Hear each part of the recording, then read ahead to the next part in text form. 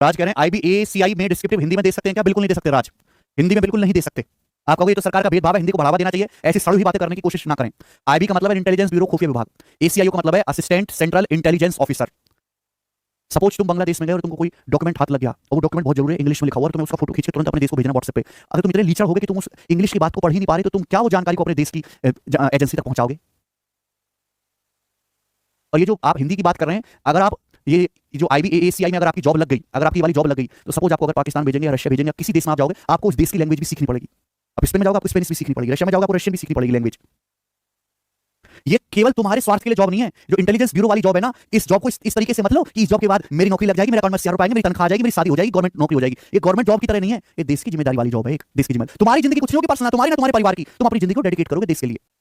तुमने शायद कोई इंटेलिजेंस ब्यूरो वाली फिल्म नहीं देखी है? फिल्में इंटेलिजेंस ब्यूरो में जो थोड़े बड़े पद पे लोग पहुंच जाते हैं ना, अपने घर वालों से अपनी वाइफ से कैसे मिलते हैं? रात को 10 बजे आते हैं, सुबह 4 बजे निकल आते हैं, पड़ोसी को पता नहीं होता क्या काम कर रहा है, कोई पर्सनल लाइफ नहीं होती आदमी की। स्वार्थ से दूर हटके ये वाली जॉब करनी है, अगर करनी है तो किसी को वो समझ देखो कि इंटेलिजेंस ब्यूरो में जॉब लगी है तो थार पे चढ़कर रील बनाएंगे और यूट्यूब पे डालेंगे, बिल्कुल अंडरग्राउंड। इतना अंडरग्राउंड मतलब कि लोग ये सोचे कि आदमी जिंदा है कि मर गया, 5-5 साल तक तो घर नहीं आओगे। अगर इमरजेंसी सिचुएशन में चले गए तो 5-5 साल तक तो 5-5 साल तक तो घर वालों से बात की भी कई साल हो जाएंगे। अगर सीरियस आप मिशन में है तो तुम हर हल्के में ले रहे हो इसे, करिए। और डाउट क्या रहा भाई साहब, हिंदी में लिख सकते हैं क्या? भाई हिंदी के अलावा 20 भाषा और सीखनी पड़ती है ट्रेनिंग के दौरान, और तुम हिंदी अंग्रेजी में अटके हुए अभी तक। आगे चले, सवाल नंबर 35।